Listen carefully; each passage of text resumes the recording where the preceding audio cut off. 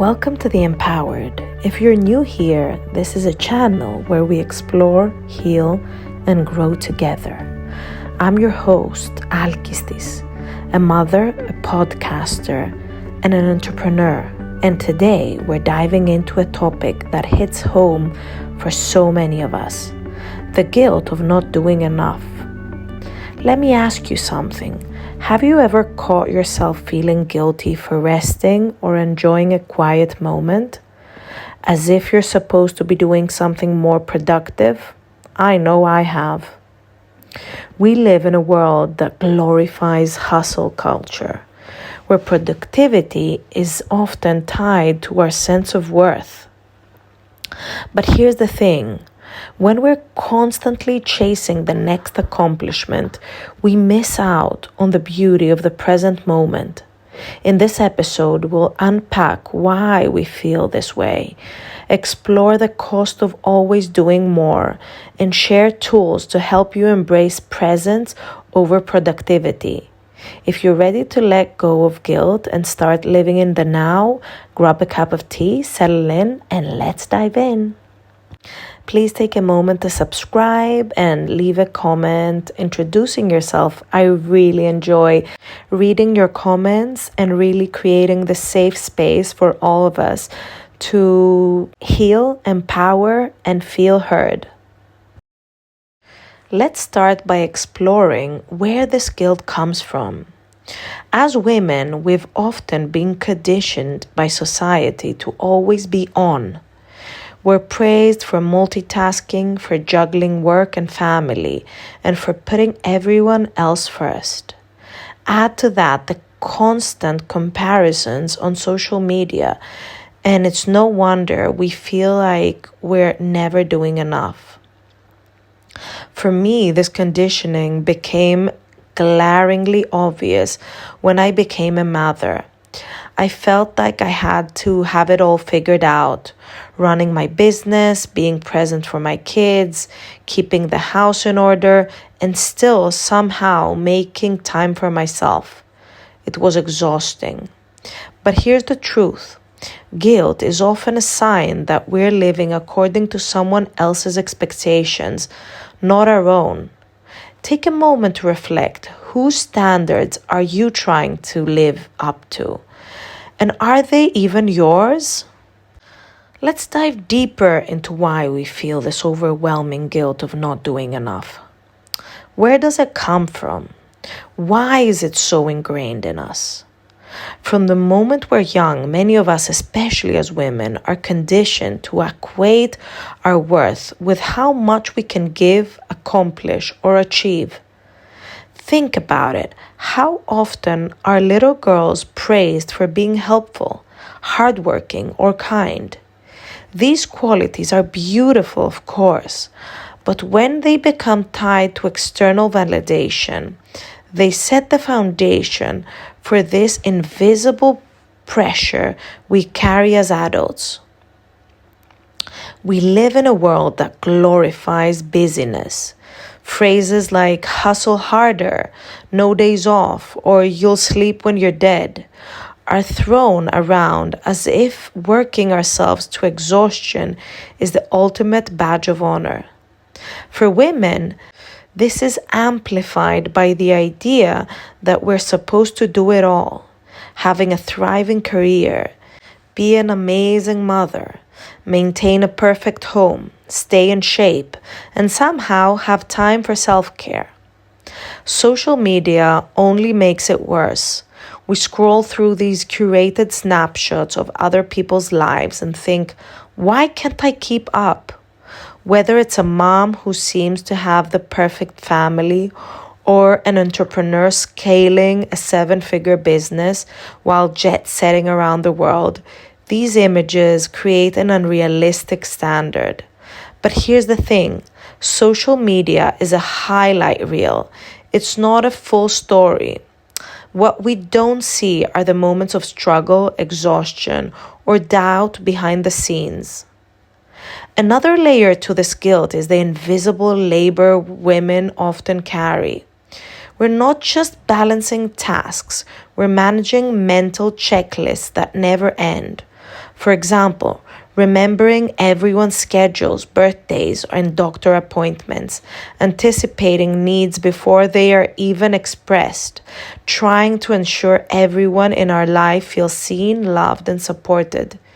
It's no wonder we feel like we're not doing enough, because honestly, we're already doing too much.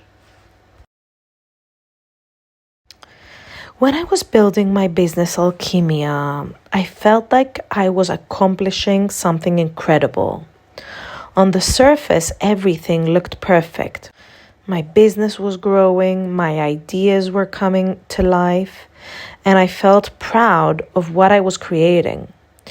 But beneath that surface, I felt like an empty cup when it came to my children. It was as if I was in a small boat floating in a vast ocean, constantly tilting to one side. When I was deeply immersed in my business, the mothering side of the boat felt hollow, neglected, and imbalanced. And when I tried to throw myself into being a fully present as a mom, the other side of the boat, my business, started to tip, leaving me feeling like I was failing professionally. This impossible up and down experience felt like I was being pulled in two directions, both demanding all of me. The guilt was overwhelming. When I was with my kids, I'd catch myself thinking about work deadlines, emails, or product launches. And when I was focused on my business, I'd think about what I was missing, bedtime routines, little moments with my daughters, or even just sitting and being present with them. At one point, I thought I'd never find balance. I would look at other women who seemed to have it all together and think, what am I doing wrong? Why can't I be both a great mother and a great businesswoman at the same time? But here's the truth that I slowly came to understand. It's not about finding balance. It's about accepting that the balance will always shift. There will be seasons where one side of the boat will need more weight, more attention, and more energy. And that's okay. One night after a long day of juggling both work and family, I sat down and really thought about why I was feeling so guilty. Was it because I was truly failing? Or was it because I was measuring myself against impossible standards? I realized that the guilt wasn't coming from my children or my business. It was coming from my own unrealistic expectations of perfection. I was trying to be everything all at once, all the time. And in doing so, I wasn't allowing myself to simply be human. I also began to recognize that balance isn't a fixed state. It's more like a dance. Sometimes you lean more into one area and then you shift back to the other. What matters is not striving for perfection, but being present and intentional in the moments that matter the most. When I let go of the idea that I had to be everything all at once, I started to see productivity differently. It wasn't about how much I could check off the list or how many hours I could squeeze into a day. It was about how I showed up in the moments that mattered the most. One of the first things I had to learn was to let go of autopilot mode, the constant push to get things done without stopping to appreciate the process. I realized that when I was too focused on productivity, I wasn't truly living. I was just existing from one task to another. I began to ask myself, what am I really working so hard for? Is it for external validation or is it something meaningful to me? How can I shift my focus from doing to being? The answer was presence. being fully present in whatever I was doing, whether it was sitting with my kids, working on my business, or even something as simple as cooking dinner, gave me a sense of peace and fulfillment that productivity never could. This doesn't mean I stopped being ambitious or let go of my goals. Presence isn't about giving up, it's about showing up. For example, when I'm working on a project for my business, I remind myself to give my full attention in that moment.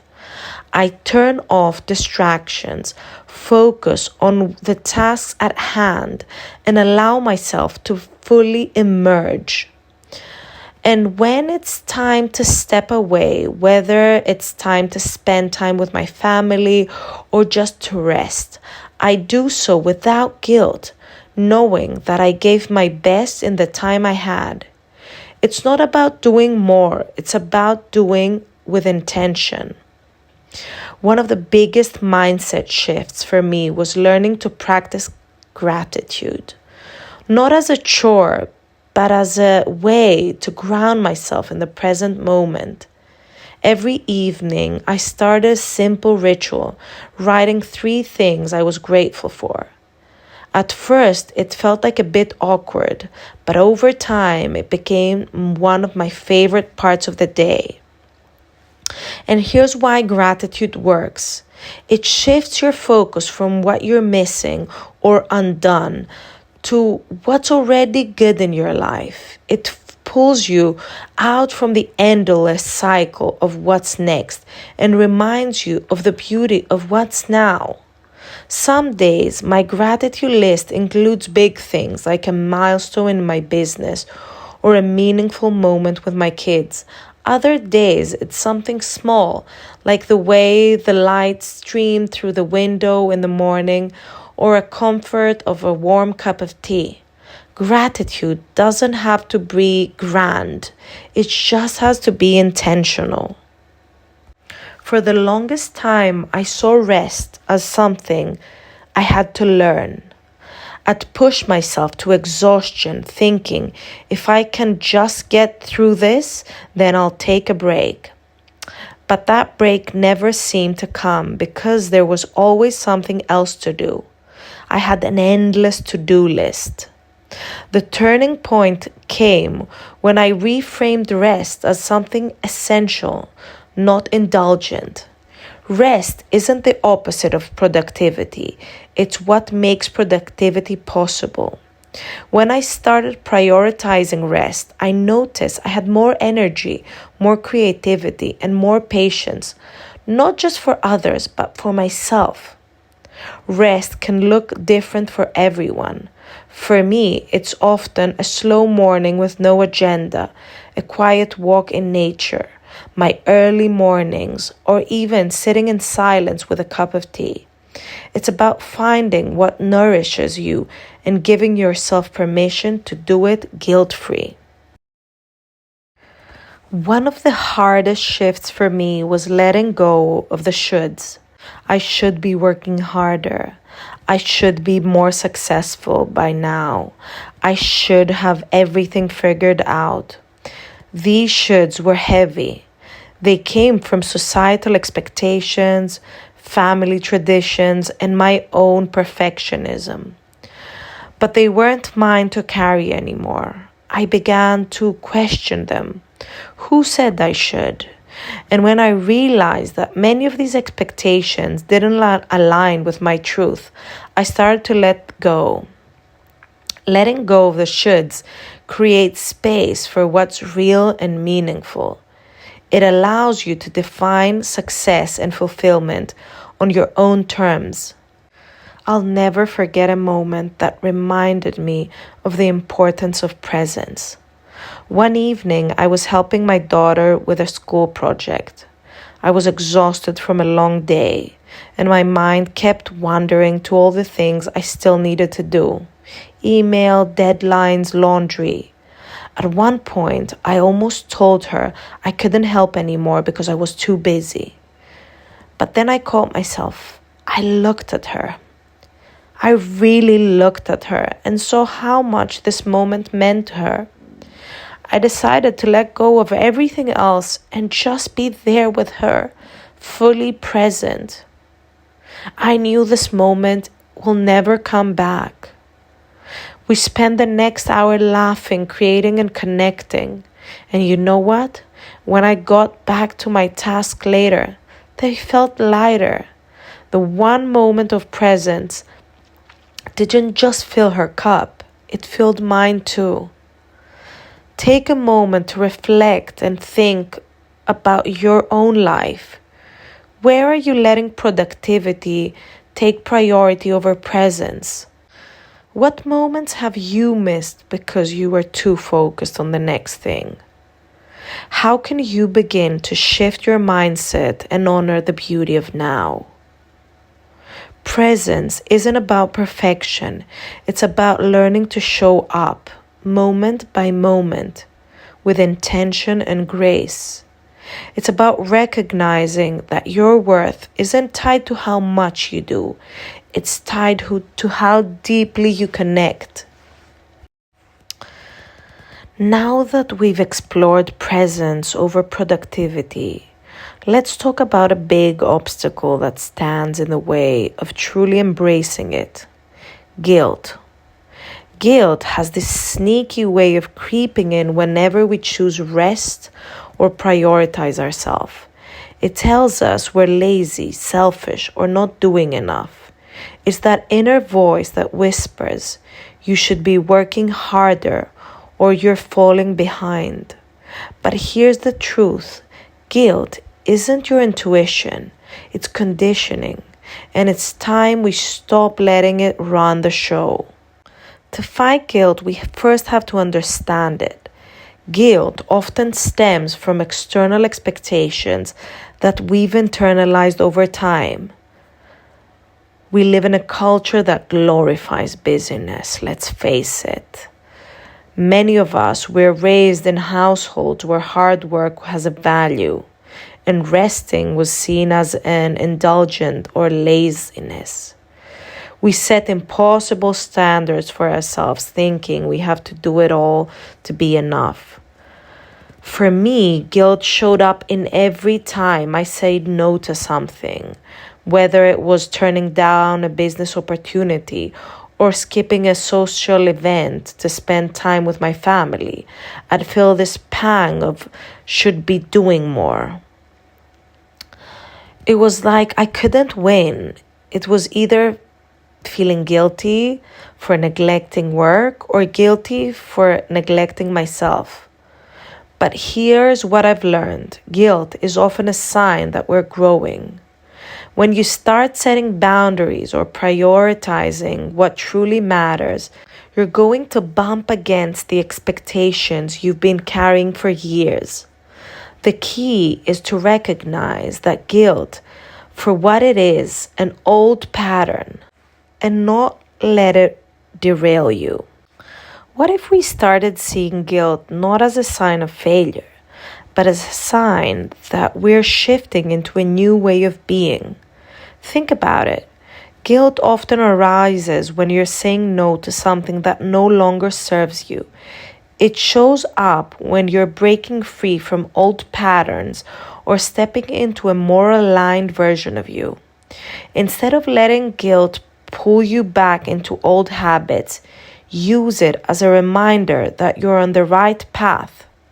For example, when I first started setting boundaries around my work, I felt guilty for not responding to emails immediately. But over time, I realized that by protecting my time, I was showing up more fully for both my family and business. That guilt wasn't a sign I was failing. It was a sign I was growing. There was a time when I felt like I had to say yes to every opportunity that came my way. Whether it was a collaboration, a business idea, a social event, I didn't want to miss out or let anyone down. But eventually I realized that saying yes to everything was draining me. I wasn't showing up fully for anything because I was stretched so thin. The turning point came when I decided to let go of a big project that, while very exciting, I knew I couldn't do it at the time. I would have to stretch myself so thin in order to make it, and I knew that I wouldn't be able to make it through. At first, the guilt was overwhelming. I kept thinking, what if I'm doing a huge mistake? What if people think I'm giving up? But as I leaned into that decision, I felt a sense of peace I hadn't felt in years. Letting go wasn't a failure, it was a gift I was giving to myself. Guilt doesn't define you, it's just a feeling, a temporary reaction to change. When guilt shows up, remind yourself, you're not here to meet everyone else's expectations. You're allowed to prioritize what feels aligned for you. Letting go isn't selfish, it's self-care. Ask yourself, what am I feeling guilty about right now? Does this guilt reflect my values or someone else's expectations? How can I show myself compassion in this moment? Guilt may never disappear completely, but you don't have to let it run your life. You have the power to choose peace, presence, and alignment over the weight of shoulds. As we wrap up this episode, I want to leave you with this thought. You are enough. In a world that constantly tells us we need to do more, be more, and achieve more, it takes courage to stop, breathe, and say, I am enough as I am in this moment. Letting go of guilt and choosing presence isn't easy. It's a daily practice. Some days you'll feel like you're getting it right, and other days you'll feel like you're falling back into old patterns. And that's okay. Growing isn't linear, and self-compassion is the key to staying on this journey. Remember, your worth isn't tied to how much you accomplish. Rest is productive. Saying no to what doesn't align is an act of self-love. Take a moment today to reflect on one thing that you're ready to let go of.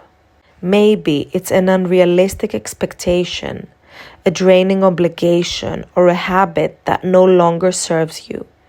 Imagine what your life could look like without that weight.